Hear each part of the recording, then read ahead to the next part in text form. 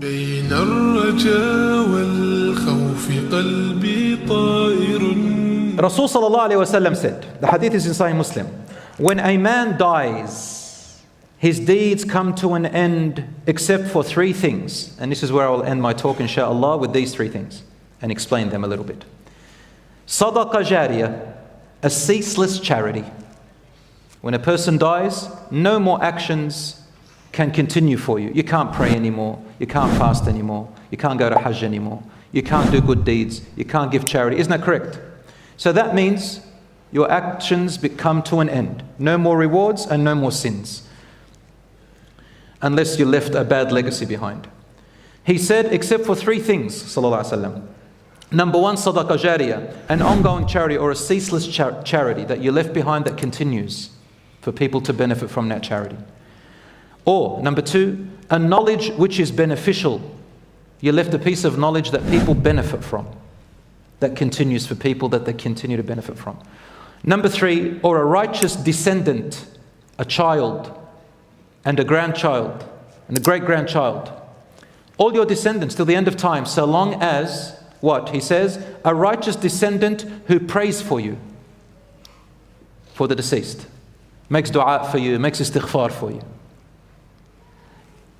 It doesn't matter how far they go in their generations. The hadith is in Sahih Muslim and also in Riyadh al-Salihin, number 1383.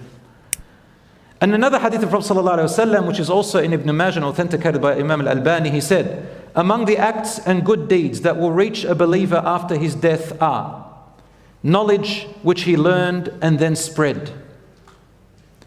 Good knowledge. A righteous son, or in other words, daughter, a child, because in Arabic you can apply it to both genders. A righteous child whom he leaves behind, or she leaves behind. A copy of the Quran that he leaves as a legacy. It doesn't have to be literally a copy like those ones you see there. It could be online, of course. It could be memorized and taught. A mosque that he built. And it doesn't have to be the entire mosque.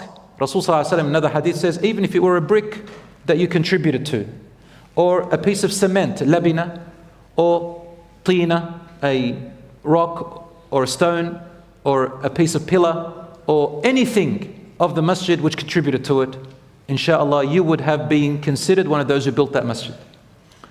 A house that he built for wayfarers, so like a refuge home, homes for destitutes, homes for people who are homeless, homes for people who have had a bad, probably separated in their marriage, for example, a single mother, for example, or a single father who does not have any income, and you make a shelter for them, these types of things.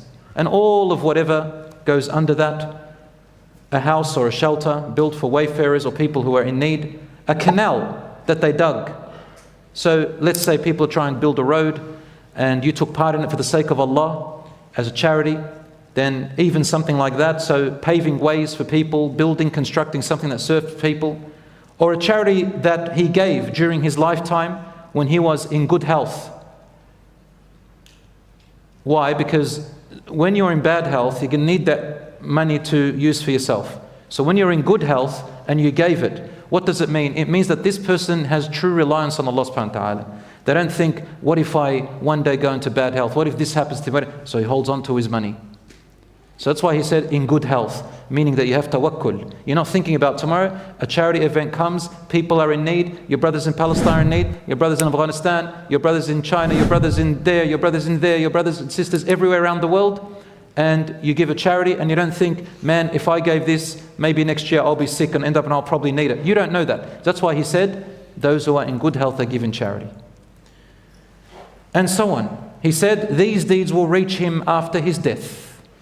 One man said, Ya Rasulullah, what kind of charity, the minimal that I can receive? He said, any kind of charity, fi kulli kabidi ratbin sadaqa. He said, in every creature that lives and breathes, in other words, if it benefits from your charity, it is a charity. So for example, a person planted a tree in the middle of the desert, and you've got scorpions and snakes and other little creatures, no humans there.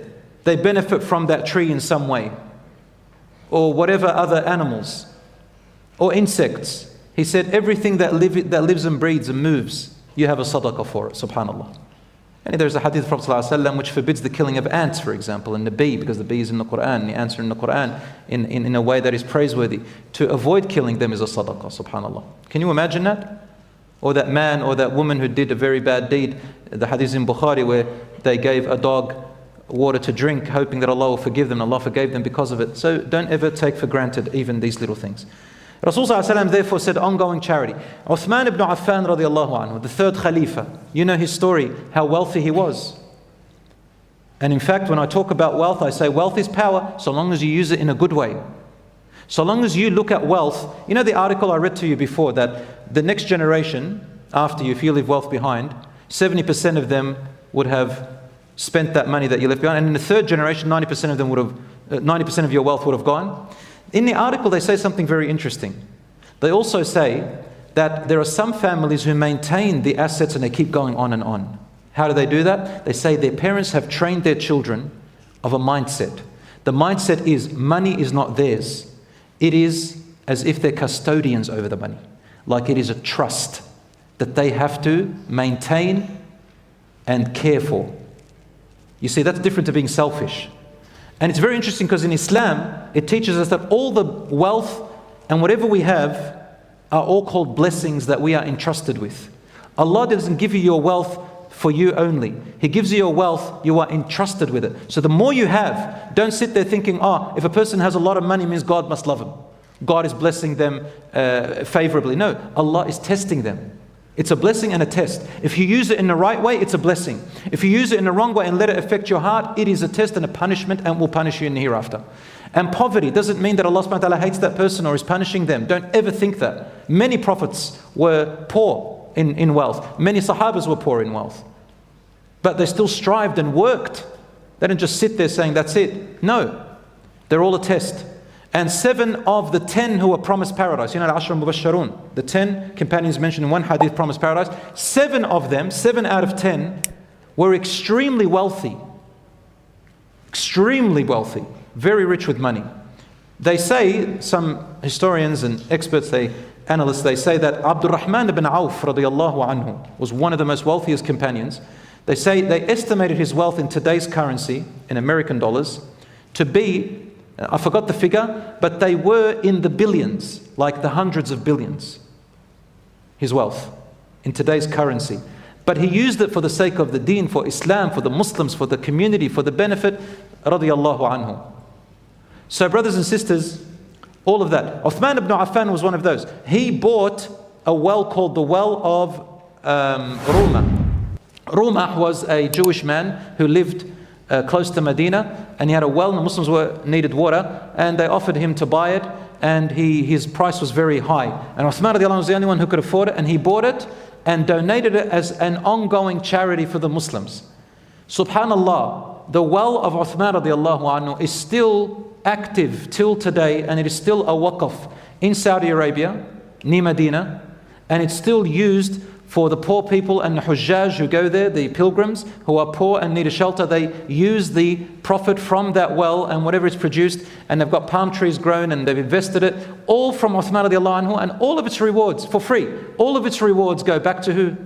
To Uthman radiallahu anhu. Nearly 1,400 years later. That is called an ongoing charity. Something so small like that you leave. Well, it's big to him, but for you guys, anything that comes to be creative and leave something behind that can benefit other people. So that's the charity. Rasul sallallahu alaihi wasallam then said beneficial knowledge. Some people tell me beneficial knowledge is only Sharia knowledge, only religious knowledge. Wrong.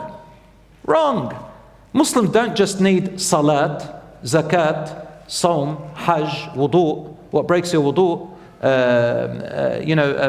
all the acts of worship. No. That's one aspect of benefit for the people.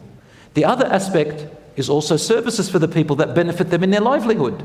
For example, services that help people in their lives, academic knowledge, and all fields of science, medicine, astronomy, maths and engineering, agriculture, the arts. There are great scholars of the past such as Abu Bakr al-Razi, Ibn al-Nafis, Ibn al-Haytham, Khawarizmi, Abbas ibn Farnaz, Maryam, Al-Astrolabi, who invented the calculations of astrolabes, they call it.